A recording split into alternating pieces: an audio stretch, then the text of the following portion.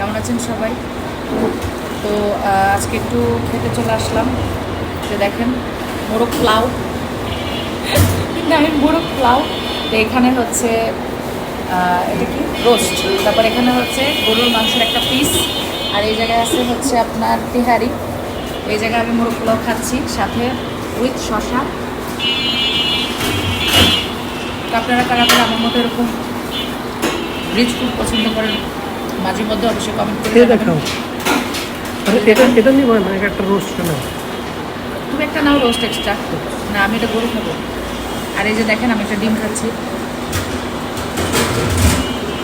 আমার রোস্ট দেখে আপনাদের ওখানে ডিমটা জ্বলতেছে, ওখানে খাওয়ার জন্য অস্থির। তো বেচারা খুব একটা বলছি রোস্ট নিতে।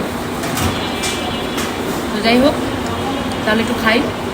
সবাই ভালো থাকবেন, সুস্থ থাকবেন। আল্লাহ হাফেজ, বাই বাই।